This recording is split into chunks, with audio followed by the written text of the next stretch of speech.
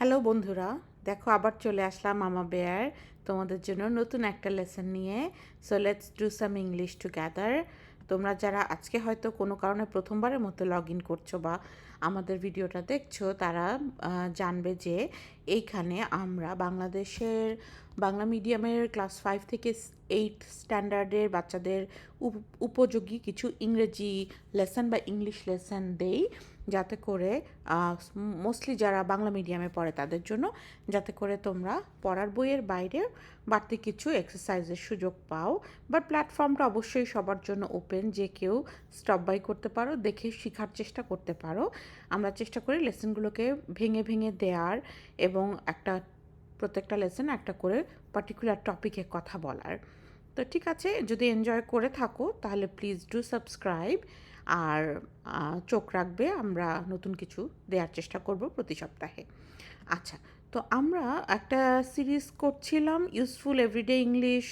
সেখানে আমরা বিভিন্নভাবে বিল্ডিং বেটার সেন্টেন্সেস এই ধরনের একটা থিম নিয়ে আগাচ্ছিলাম, যে বিভিন্ন ফরম্যাটে কিভাবে সিম্পল বা কমপ্লেক্স সেন্টেন্স তৈরি করা যায়, যেটা দিয়ে ভিন্ন ভিন্ন পরিস্থিতি ব্যাখ্যা করা যায়। যে যখনও শর্ত সাপেক্ষে কোনো কথা বলতে চাই, কখনো আমরা দুটা ঘটনার মধ্যে ক্রমানুবর্তিতা বোঝাতে চাই, তাই না, তখন আমরা কি ইউজ করব। তো আজকে আমরা সেইটার ধারাবাহিকতা হিসেবে ওয়াইল এই টার্মটা বা এই শব্দটাকে নিয়ে কাজ করব, এবং আমরা দেখব কোন ধরনের ঘটনার ক্ষেত্রে আমরা ওয়াইল বসাবো এবং কিভাবে আমরা কি করব। তো বাংলায় ওয়াইল বলতে যখন বলা হয়, ওয়েনও কিন্তু যখন, WHEN, ওয়েনতেও যখন, ওয়াইলতেও যখন। তাহলে কখন ওয়াইল, কখন ওয়েন। আমরা নেক্সট লেসনে প্ল্যান করছি যে ওয়াইল আর ওয়েনের কন্ট্রাস্টটা বুঝাবো। ওয়েনটা অনেক সময় শর্ত সাপেক্ষেও বোঝানো হয়, বাট আজকের ফোকাস ওয়েন নয়, আজকের ফোকাস ওয়াইল। চলো দেখি আমরা এক্সাম্পলের মাধ্যমে বুঝতে পারি কি না যে আসলে ওয়াইল কখন বসে। ওয়ান্স আমরা এটা বুঝতে পারি, then it will become naturally clear to all of us যে কখন আমি ওয়াইল বসাবো, কখন ওয়েন বসাবো। ঠিক আছে, আচ্ছা চলো আমরা প্রথমে কি করি, একটা ছবির দিকে তাকাই। দেখো এখানে এই ছবিটাতে আমরা কি দেখতে পাচ্ছি, যে রান্নাঘরে মা রান্না করছেন, ওইদিকে কাউচ বা সোফা আছে, এখানে কাউকে দেখা যাচ্ছে না। লাইট জ্বলছে কারণ বাইরে বৃষ্টি, হয়তো একটু অন্ধকার, আর বাচ্চারা দুই ভাই বোন সম্ভবত তারা পড়াশোনা করছে এবং মা তাদের দিকে খেয়াল রাখছেন এবং রান্না করছেন বা তাদের সাথে কথাও বলছেন। রাইট, তাহলে কয়েকটা কাজ কিন্তু একসাথে চলছে কিছু সময় ধরে, যে বাচ্চারা পড়ছে, মা রান্না করছে, বাইরে বৃষ্টি পড়ছে, তাই না? তাহলে এই কথাগুলোকে যদি আমরা বলতে চাই যে যখন মা রান্না করছিল তখন আমরা পড়ছিলাম, অথবা যখন বাইরে বৃষ্টি পড়ছিল তখন মা রান্না করছিল আর আমরা বই পড়ছিলাম, এরকম, তাই না? আমরা বাংলাতে এভাবে বলি। তো এই কথাগুলোকেই আমরা ইংরেজিতে কিভাবে বলতে পারি, চলো একটু দেখি দু একটা স্যাম্পল সেন্টেন্স, তাতে করে হয়তো ক্লিয়ার হয়ে যাবে। দেখো এখানে, মম ওয়াজ কুকিং ডিনার, মা রাতের খাবার তৈরি করছিলেন। ওয়াইল, যেই মুহূর্তে বা যখন, উই ওয়্যার স্টাডিং, আমরা পড়ছিলাম। তার মানে কি, দেখো দুটো অ্যাকশন হচ্ছে, মম ওয়াজ কুকিং ডিনার আর উই ওয়্যার স্টাডিং, মা কাজ করছিলেন, রান্না করছিলেন, আর আমরা পড়ছিলাম। এই দুইটা ঘটনা বা অ্যাকশন একই সময়ে ঘটছে। এই যে এর জন্য আমি এখানে নোটে লিখে এনেছি যে it clearly shows to actions happening at the same time, একই সাথে ঘটনা দুটা ঘটছে, তার মানে তারা ওভারল্যাপ করছে। যখন পড়ছি আমরা, মা সেই সময় রান্না করছিলেন এবং কাজ দুটা কিছু সময় ধরে একই সাথে চলছিল। এরকম যখন হবে আমরা ওয়াইল দিয়ে বাক্য দুটাকে যুক্ত করে প্রকাশ করতে পারি। এবং মনে রাখবে, এটা আর একটা কি example of a complex sentence. Complex sentence মানে জটিল বাক্য, যেখানে কি থাকে, ডিফারেন্ট ডিফারেন্ট দুটা পার্ট থাকে, যেখানে আলাদা আলাদা সাবজেক্ট থাকে, প্রত্যেকটা সাবজেক্টের অনুযায়ী নিজস্ব ভার্ব থাকে। যেমন মমের সাথে আছে ওয়াজ কুকিং, আর উই মানে আমাদের সাথে আছে ওয়্যার স্টাডিং, আমরা পড়ছিলাম আর মা রান্না করছিল, দুটা সাবজেক্ট দুটা ভার্ব, ঠিক আছে। এবং ওয়াইল দিয়ে যে যখন আমরা পড়ছিলাম তখন মা রান্না করছিলেন, ঠিক আছে, অথবা মা যখন রান্না করছিলেন আমরা পড়ছিলাম। এখানে এখানে আমরা আগে মাকে দিয়ে বলেছি। ওকে, আরেকটা এক্সাম্পল আমরা দেখি। এখানে দেখো, mom was cooking dinner while it was raining, বাইরে যখন বৃষ্টি পড়ছিল সেই সময় মা রান্না করছিলেন, তাই না? তাহলে এখানেও কিন্তু দেখো দুটা ঘটনা ঘটছে, মা কাজ করছিলেন, ওদিকে বাইরে বৃষ্টি পড়ছে, ঠিক আছে, অনগোয়িং ইভেন্ট। তাহলে যখনই একাধিক ইভেন্ট বা মিনিমাম দুটো ইভেন্ট একই সাথে ঘটবে, একই সময়ে ঘটবে, তখন আমরা while ব্যবহার করে তাদেরকে যোগ করতে পারি। আচ্ছা, আমি চেষ্টা করছি যতটুকু সিম্পল রাখা যায়, এই জন্য আমরা আর একটা সেন্টেন্সের মধ্যে 3টা ঘটনাকে আর জুড়লাম না, but I hope you are clear. এখন দেখো পরের ছবিটা খেয়াল করো। আচ্ছা, এখানে আমি চেষ্টা করেছি আমাদের পরিচিত ক্যারেক্টার, আমাদের হুতুম, টিয়া আর মিনিকে নিয়ে আসার জন্য। এই ড্রয়িংয়ে অবশ্য হুতুমকে আই ডোন্ট নো মানে আনরেকগনাইজেবল লাগছে কি না, বাট দেখো এখানে আমরা দেখতে পাচ্ছি যে টিয়ার মুখ হাঁ করা, মানে মেবি টিয়া গান করছে, আর হুতুম পেন্টিং করছে বা ড্রয়িং করছে, আর মিনি শিখছে অথবা দুজনকে খেয়াল করছে যে ওরা কী করে। মিনি হয়তো বা এই মুহূর্তে অ্যাক্টিভলি অন্য কিছু করছে না, but mini is watching them, observing them, তাই না? আচ্ছা, তাহলে আমরা কি বাংলা এইভাবে বলতে পারি যে যখন টিয়া গান গাইতেছিল তখন হুতুম ছবি আঁকছিল, অথবা যখন টিয়া গান গাচ্ছিল সেই সময় হুতুম ছবি আঁকছিল আর মিনি তাদেরকে পর্যবেক্ষণ করছিল।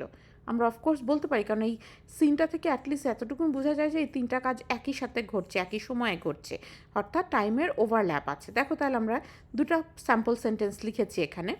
হুতুম ওয়াজ পেইন্টিং, হুতুম রং করছিল, ওয়াইল যে সময়ে টিয়া ওয়াজ সিঙ্গিং, টিয়া গান করছিল।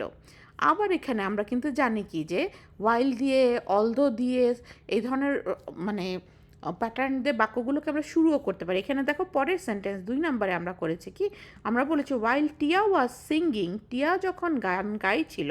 এখন যেহেতু ওয়াইল দিয়ে শুরু করেছি তাহলে একটা কমা দিয়ে নিব আমরা, কারণ এটা অর্ধেক বাক্যাংশ, এটা দিয়ে আমরা শুরু করেছি, বা ডিপেন্ডেন্ট ক্লজ যেটা দিয়ে আমরা শুরু করেছি। তারপরে আমরা কি বলছি, হুতুম ওয়াজ পেইন্টিং, সেই সময় হুতুম ছবি ছিল বা রং করছিল, এবং and Meena was watching them. এখানে দেখো আমরা 3জনের 3টা অ্যাকশনকে জুড়ে দিয়েছি, যে 3টা ঘটনা একসাথে ঘটছিল।